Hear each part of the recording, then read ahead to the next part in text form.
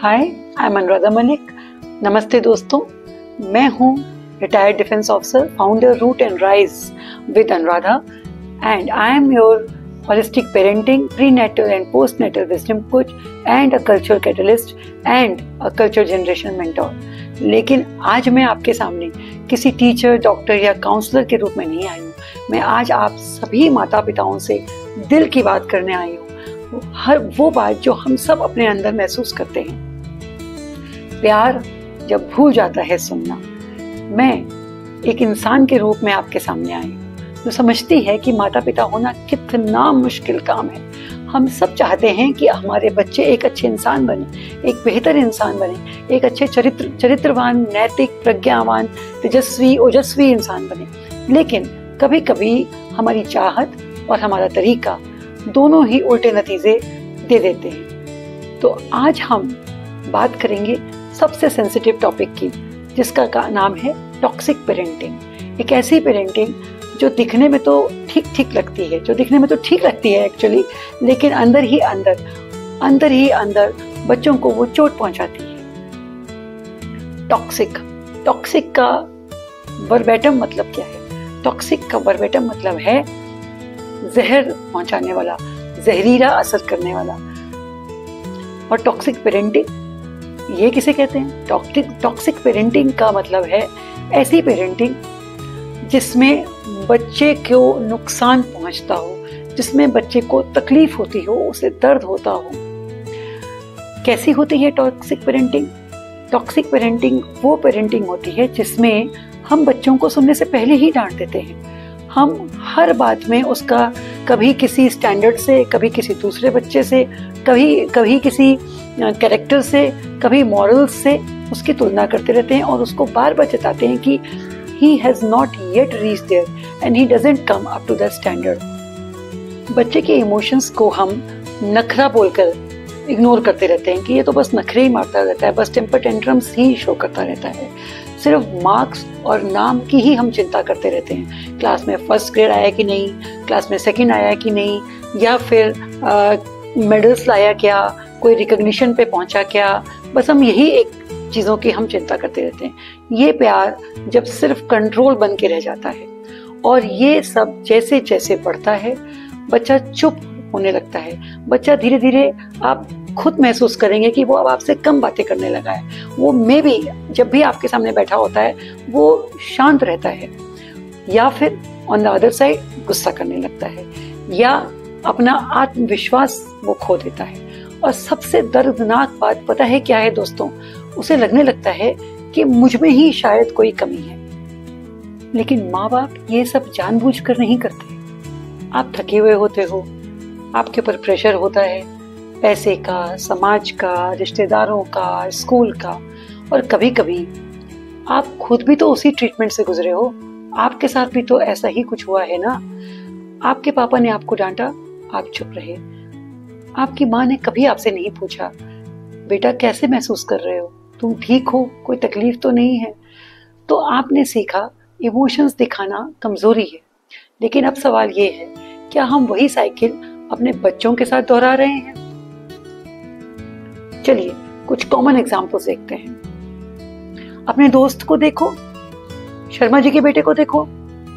बच्चा सिर्फ एक चीज समझता है कि मैं कभी भी काफी नहीं हूं। दूसरा एग्जाम्पल, क्या फालतू बात करते रहते हो, तुम्हें कोई प्रॉब्लम है क्या, तुम्हें कोई प्रॉब्लम भी है?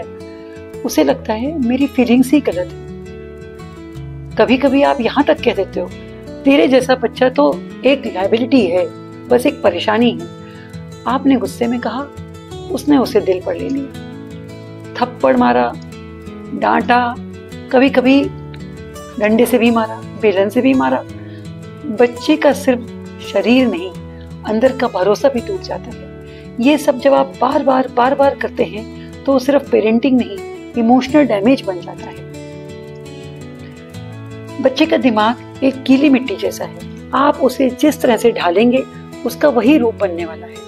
बच्चा गुस्से से नहीं, प्यार और कम्युनिकेशन और बातचीत से सीखते हैं। अगर वो आपकी आंखों में अपने लिए प्यार और दर्द नहीं देख सकते, अगर उनके मन में कहीं ये बैठ गया कि मुझे हर गलती पे डांट ही पड़ने वाली है, तो वो सिर्फ आपसे नहीं खुद से भी दूर हो जाते हैं। आज का बच्चा सिर्फ ओबीडिएंट नहीं बनना चाहता, वो चाहता है कि कोई उसकी भी सुने, कोई उसे भी समझे। और पेरेंट्स की रिस्पॉन्सिबिलिटी है पहले सुने, फिर समझें और फिर ये उसके साथ उसी हिसाब से व्यवहार करें। पेरेंटिंग का असली मतलब क्या होता है? पेरेंटिंग का मतलब सिर्फ स्कूल भेजना, खाना खिलाना, उसकी ज़रूरतें पूरी करना, सिर्फ ये नहीं है। बच्चे के इमोशंस को समझना, उसके मन को समझना, एक मोमेंट के लिए सोचना कि उसने जो ये व्यवहार किया, अगर गलती करी और तो उसके मन पे क्या असर पड़ रहा होगा, वो अपने मन में क्या सोच रहा होगा। उनकी बात को सुनना, उसे बिना जज किए हुए, उसके अंदर के कॉन्फिडेंस को जगाना, उनकी गलतियों को सीखने का मौका बनाना। अगर आप हर वक्त ये कहते हैं मैं ही सब जानता हूं, तो बच्चा कभी खुद भी सीख नहीं पाएगा।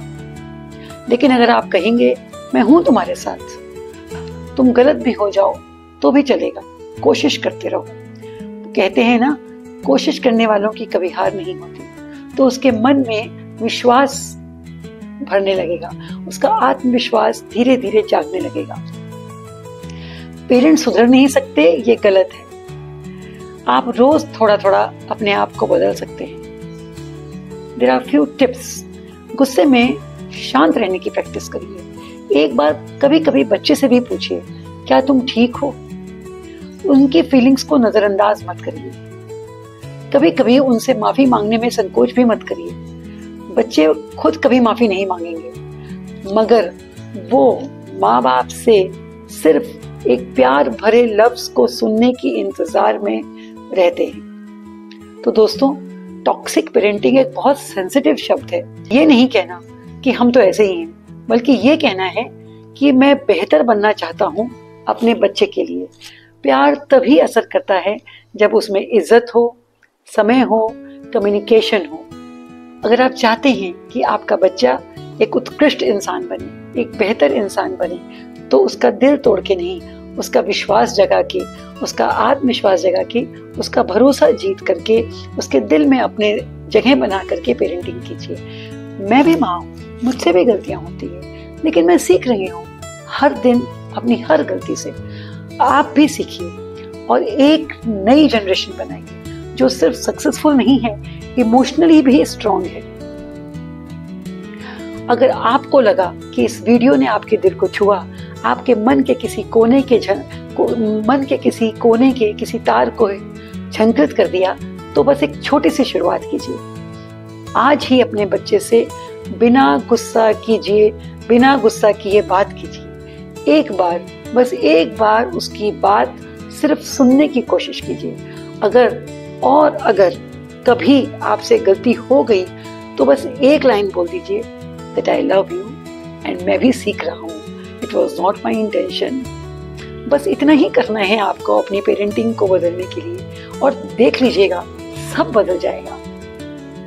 मेरे वीडियो को शेयर कीजिए उन सभी पेरेंट्स के साथ जो बेहतर बनना चाहते हैं। मेरे चैनल को शेयर करिए, सब्सक्राइब करिए और नीचे कमेंट में लिखिए कि मैं सुनने के लिए तैयार हूँ, मैं अपने बच्चे को सुनने के लिए तैयार हूँ।